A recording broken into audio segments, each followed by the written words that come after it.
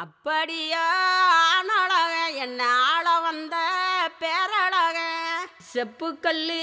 சீரழக சின்ன சம்பவள வாயழக இப்படியா தேரழக இல்லை இன்னும் சொல்லும் ஊரழக அப்புறம் நான் என்ன சொல்ல என்ன கட்டிக்கிட்டான் கட்டழக